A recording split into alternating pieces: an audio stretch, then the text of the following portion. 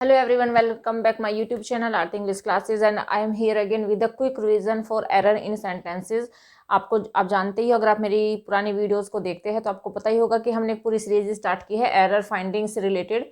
ठीक है, जो एग्जाम सभी तरीके के एग्जाम के पॉइंट ऑफ व्यू से मोस्ट इंपॉर्टेंट, और यहाँ पे हम केवल उन्हीं क्वेश्चंस को कवर कर रहे हैं जो कि लास्ट ईयर के एग्जामिनेशन पेपर में आए हुए हैं और उनको हम यहाँ पे देख रहे हैं। उससे रिलेटेड जितने भी फैक्ट है जो कि एग्जाम में आने के काफ़ी चांसेस है, काफ़ी के इनफैक्ट 99% के चांसेस उन्हीं की है, बिकॉज हर साल रिपीटेड वो ही सारे के सारे कॉन्सेप्ट आ रहे हैं, तो वो आपके लिए जान लेना बहुत इंपॉर्टेंट। तो इन सारे फैक्ट्स को जानने के लिए वीडियो के लास्ट तक जरूर बने रहिएगा। और वन मोर थिंग, अगर आपने चैनल अभी तक सब्सक्राइब नहीं किया है, डू सब्सक्राइब माई चैनल। तो चलो स्टार्ट करते हैं आज की video, that is spotting errors. तो फर्स्ट सेंटेंस आप देखिए, फर्स्ट सेंटेंस है the area of Delhi is bigger than Agra. तो यहाँ पे हम बात करें the area of Delhi, area जो है दिल्ली का इज बिगर देन आगरा। ये तो आप समझ ही गए होंगे, जिनको डिग्री आती है अच्छे से उन्होंने सीखा है तो समझ ही गए होंगे कि कंपैरेटिव डिग्री है और according to the comparative degree इसमें किसी तरह की कोई मिस्टेक नहीं है। बट अगर मैं बात करती हूँ मिस्टेक की, तो मिस्टेक देखिए, the area of Delhi, area का जो दिल्ली का जो एरिया है इज बिगर देन आगरा, वो आगरा से बड़ा है। तो देखिए यहाँ पे दिल्ली और आगरा का कंपैरिजन नहीं हो रहा है। फर्स्ट थिंग, अगर दिल्ली और आगरा का कंपैरिजन अगर ऐसा होता Delhi is bigger than Agra, तो ये टोटल करेक्ट होगा सेंटेंस। बट यहाँ पे बात हो रही है एरिया की। तो जब भी कभी जो दो नाउन दिए गए हैं उनका आपस में कंपैरिजन न देके किसी और बात का कंपैरिजन दिया गया तो हम यूज करते हैं दैट ऑफ। तो यहां पे हम यूज करेंगे the area of Delhi is bigger than that of Agra, that of. बस यही मिस्टेक है यहाँ पे, याद रखिएगा इस बात को। ठीक है, क्या करोगे आप, the area of Delhi is bigger than that of Agra, यानी कि दैट ऑफ का मतलब क्या है, दैट ऑफ का मतलब है एरिया। यहाँ पे जो दैट ऑफ हमने यूज किया है ये एरिया के लिए यूज किया कि दिल्ली का जो एरिया है वो आगरा के एरिया से ज्यादा बिग है। ठीक है, समझ में आई? तो इस बात को ध्यान रखिएगा। नेक्स्ट पॉइंट देखिए, why are you afraid from him, तुम उससे क्यों डर रहे हो। अब मोस्ट इंपॉर्टेंट फैक्ट यहाँ पर, कुछ ऐसे वर्ब्स आप याद कर लीजिए जिनके साथ में फिक्स्ड प्रपोजिशन आती है। तो कभी भी अफ्रेड के साथ में फ्रॉम यूज नहीं होता। दो यहाँ पे वर्ब मैं आपको बता रही हूँ जिनके साथ में ऑफ यूज होता है, वैसे तो बहुत सारी है, पिछली वाले वीडियो में मैंने आपको बताया था। अगर किसी सेंटेंस में प्राउड आपको नजर आता है, ठीक है, ये जैसे कि यहाँ पे अफ्रेड आया हुआ है, राइट, और कल मैंने आपको बताया था कंसिस्ट, और भी बहुत सारे, लेकिन आप अपने एग्जाम के पॉइंट ऑफ व्यू से केवल इन तीन को ही समझ लीजिए। एग्जाम में ज्यादातर यहीं से क्वेश्चन आ जाते हैं। तो अफ्रेड फ्रॉम कभी नहीं होता, अफ्रेड प्राउड अगर आ गया, I am proud of you, आपने बहुत बार सुना भी होगा, बोलते भी होंगे I am proud of you, तो प्राउड के साथ में भी ऑफ आता है, ऑन नहीं आता। I am proud on you, exam में ऐसे आएगा sentence I am proud on you, तो लगेगा कि ऑन तुम पर, क्योंकि पर की सेंस में हम ऑन का यूज करते हैं तो कुछ भी गलत वहां पे नहीं लगता। बट यहाँ वहां पे गलत यही है कि प्राउड के साथ में, अफ्रेड के साथ में और कंसिस्ट, जो कि मैंने कल आपको बताया था, इन तीनों के साथ में ऑफ प्रपोजिशन का आना कंपल्सरी होता है। तो यहाँ पे फ्रॉम ना आके यहाँ पे आएगा ऑफ। ठीक है, नेक्स्ट देखिए, his parents deprived him with all he had. Deprived का मतलब होता है वंचित कर देना, है ना, डिप्राइव्ड।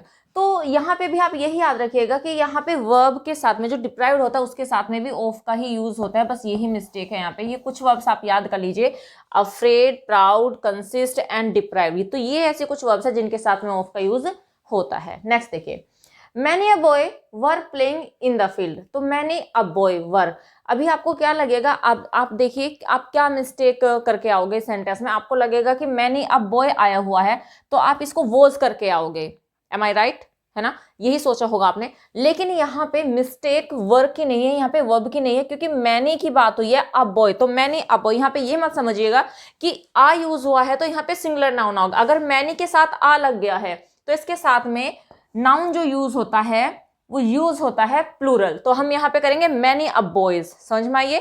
तो याद रखिएगा many a boys, verb plural ही जाएगी, याद रखिएगा। नेक्स्ट देखिए,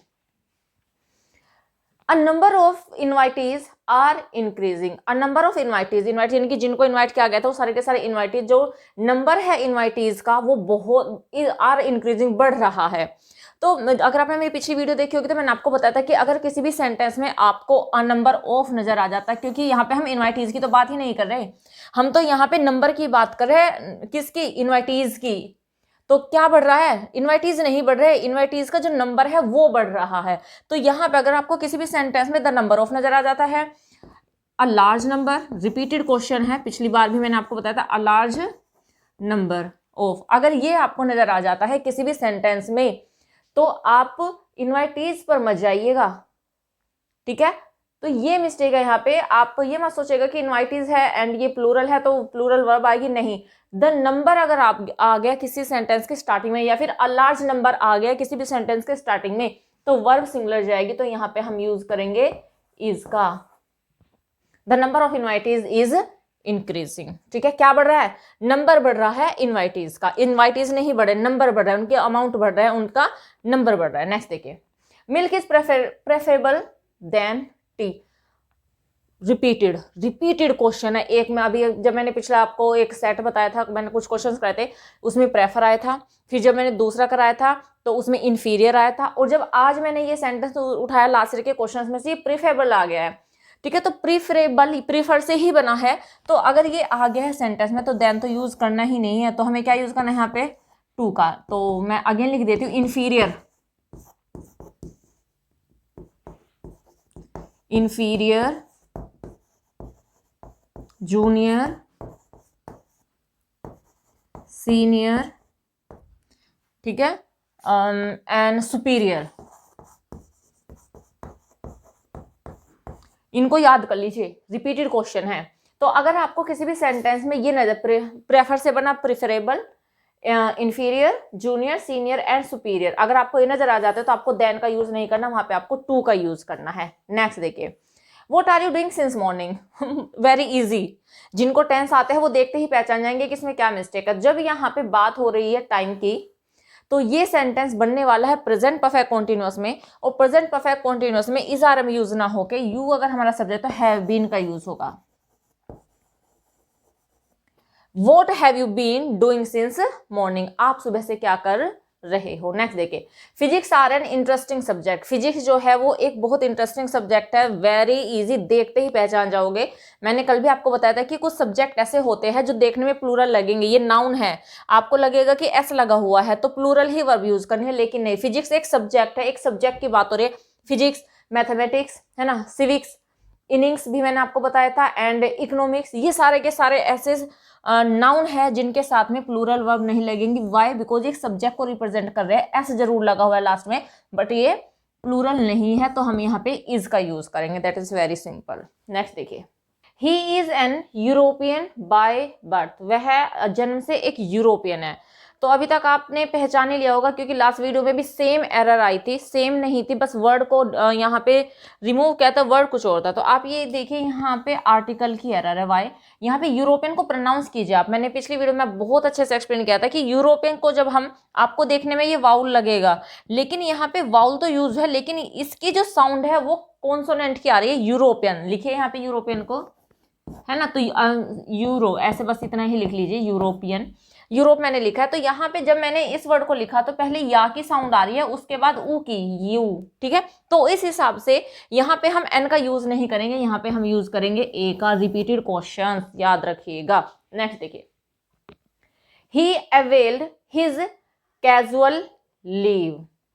अभी अगर आपने मेरी रिफ्लेक्सिव प्रोनाउन की वीडियो देखी होगी तो आप देखते ही पहचान जाओगे कि जो अवेल होता है उसके साथ में रिफ्लेक्सिव प्रोनाउन का यूज कंपलसरी होता है। तो यहाँ पे आएगा ही अवेल्ड हिमसेल्फ, क्या यूज होना है इसके बाद में, अवेल के बाद हमेशा रिफ्लेक्सिव प्रोनाउन आएगा, तो ही सब्जेक्ट, तो इसके साथ में यूज होगा हिमसेल्फ, राइट। तो कुछ ऐसी वर्ब होती है जिनके साथ में रिफ्लेक्सिव प्रोनाउन का आना कंपलसरी होता है। मैं डिस्क्रिप्शन बॉक्स में लिंक दे दूंगी, आप जाके वो वीडियो देख लीजिएगा कि कौन कौन से ऐसी नाउन है, सॉरी ऐसी वर्ब है जिनके साथ में रिफ्लेक्सिव प्रोनाउन यूज होना कंपलसरी होता है। जैसे कि अभी अगर मैं आपको बताऊं तो यहाँ पे अवेल तो आ ही गया है, एब्सेंट के साथ में भी आ जाता है, एंजॉय के साथ में आता है, लेकिन कब, जब ये एज अ नाउन यूज होते हैं, एज अ नाउन, ठीक है। चलो देखो next point, Kalidas was one of the greatest poet, Kalidas महान कवियों में से एक है। जिनको डिग्री आती है एकदम देखते ही पहचान जाएंगे, लेकिन अगर आपको नहीं आती डिग्री तो बस आप ये फैक्ट याद कीजिएगा कि अगर किसी सेंटेंस में वन ऑफ द आया है ठीक है। उसके बाद जो नाउन होता है वो प्लूरल जाता है। क्लियर? अगर सेंटेंस में वन ऑफ द आया है तो उसके बाद में यूज होने वाला नाउन क्या होगा? प्लूरल होगा। तो यहाँ पे पोएट नहीं होगा, यहाँ पे होगा poets. Kalidas was one of the greatest poets, क्योंकि यहाँ पे कालिदास किन में से एक है? यहाँ पे पोएट। अब ये मत सोचेगा कि ये जो कालिदास है उसके लिए यहाँ पे पोएट यूज हुआ है। यहाँ पे बात हो रही है कि कालिदास महान कवियों में से एक है। महान कवि है ये नहीं बोला गया, क्या बोला गया? कि कालिदास महान कवियों में से एक है। तो जब कालिदास महान कवियों में से एक है, तो जब कवियों है तो यहाँ पे हम क्या यूज करेंगे? पोएट्स। बट लेकिन आप केवल ये याद रखिएगा कि अगर सेंटेंस में वन ऑफ द का यूज हुआ है तो उसके बाद आने वाला नाउन प्लूरल होगा। नेक्स्ट एग्जाम्पल देखिए, she resembles to her brother. Resemble का मतलब होता है दिखाई देना, कि वह बिल्कुल अपने भाई के जैसी दिखाई देती है। दिखता है ना, जब किसी की सूरत किसी से मैच खाती हो तो वहां पे हम ये कह देते हैं कि तुम्हारे जैसे दिख रहा है, दिख रही है। बट अगर हम इंग्लिश की बात करते हैं तो वहां पे सेम चीज को दिखाने के लिए या फिर कंपैरिजन करने के लिए तो वहां पे हम रिसेंबल का यूज करते हैं। और याद रखिएगा कि रिसेंबल के साथ में कभी टू का यूज नहीं होता। यही मिस्टेक है यहाँ पे कि रिसेंबल के साथ कभी टू का यूज नहीं होगा, तो याद रखिएगा इसको। नेक्स्ट देखिए, neither of those children have taken your pen. neither of those children have taken your pen. अब यहाँ पे देखिए neither of the का मतलब होता है दो की बात होती है, जहाँ पे दो की बात होती है वहां पे neither का यूज होता है और इसका मतलब होता है कोई भी नहीं, दोनों में से कोई भी नहीं। तो neither of those children, उन दोनों में से कोई भी बच्चा, have taken your pen। तो अगर आपने बहुत अच्छे से वीडियो को देखा होगा मेरी, तो मैंने आपको बताया था कि इधर अगर किसी सेंटेंस के स्टार्टिंग में, बहुत बार मैं एक्सप्लेन कर चुकी हूँ, again I am doing it, इधर आ जाता है, कल भी मैंने आपको बताया था, निदर आ जाता है, ईच आ जाता है, एवरी आ जाता है, नन आ जाता है। ठीक है, तो ऐसे सेंटेंसेस के साथ में सिंगुलर वर्ब यूज होती है। ठीक है, तो सिंपल सा फंडा है, याद कर लीजिए, दिमाग में जितना अच्छे से बैठा सकते हो बैठा लीजिए। तो नीदर ऑफ दो चिल्ड्रन, तो यहाँ पे हैव नहीं आएगा, यहाँ पे यूज करेंगे हम हैज। नीदर ऑफ दो children has taken your pen. लेकिन आपको क्या लगेगा भाई, चिल्ड्रन है तो हैव आया हुआ है, ठीक है, तो आपके लिए थोड़ी सी डिफिकल्टी हो जाएगी एरर को फाइंड आउट करने में, बट आप अगर फैक्ट्स को याद रखेंगे तो आपको कोई डिफिकल्टी नहीं होगी। नेक्स्ट देखिए, the gentry of this town is not invited. अब जेंट्री मैंने आपको कल बताया था, कल मैंने आपको कैटल का एग्जांपल दिया था, कैटल्स दिया गया था वहां पर, है ना। कैटल्स कभी भी नहीं होता, कैटल दिखने में आपको लगेगा कि सिंगुलर है, लेकिन वो सिंगुलर नहीं होता, वो प्लूरल होता है। जेंट्री भी वहां पे मैंने एक्सप्लेन किया था। जेंट्री होते हैं बहुत सारे जो शिष्ट लोग होते हैं, एजुकेटेड लोग होते हैं, सभ्य लोग होते हैं, उनको जो उनका ग्रुप होता है उसको जेंट्री कहा जाता है। इसी तरह से मैंने पोल्ट्री बोला था, पोल्ट्री होते हैन होती है वन हैन, एंड जब बहुत सारी हैन होती है तो उनको कहा जाता है पोल्ट्री। वर्मिन मैंने आपको बताया, तो मैंने 4 नाउन ऐसे बताए थे, रिपीटेड यही आते हैं, तो याद कर लीजिएगा, जेंट्री, ठीक है, केटल, पोल्ट्री एंड जो मैंने आपको बताया था पोल्ट्री के वर्मिन। ठीक है, तो आप इनको याद कर लीजिएगा। इनके साथ में जब ये प्लूरल होता है तो प्लूरल वर्ब आएगी, तो यहाँ पे इज नहीं आएगा, तो यहाँ पे हमें यूज करना है आर। That's all. ये सारे मिस्टेक है, तो ये सारे सेंटेंसेस आज हमने कर लिए। ये जितने भी फैक्ट मैंने आपको एक्स्ट्रा बताए हैं आप इनको याद कर लीजिएगा, क्योंकि पेपर में बस इन्हीं को ही चेंज करके यहाँ पे जेंट्री ना दे के पोल्ट्री दे देंगे, यहाँ पे पोल्ट्री ना दे के कैटल दे देंगे, तो इस तरीके से ही आएगा, इसके अलावा कुछ नहीं आता एरर फाइंडिंग में। बट फैक्ट्स जो होते हैं वो आपको अपने माइंड में रखने होते हैं। होप ही सारे के सारे फैक्ट्स आपको समझ में आ गए होंगे, और अगर एक बार में समझ में ना आए तो वीडियो को दोबारा देख लीजिएगा, बट अपने कॉन्सेप्ट को अच्छे से क्लियर कर लीजिएगा, सो दैट आपका जो सारा का सारा फियर है ग्रामर को लेकर वो खत्म हो जाए और आप इजीली अपने मार्क्स को सिक्योर कर पाए। बस तो मिलते हैं नेक्स्ट वीडियो में, till then bye bye, take care, stay healthy and keep learning.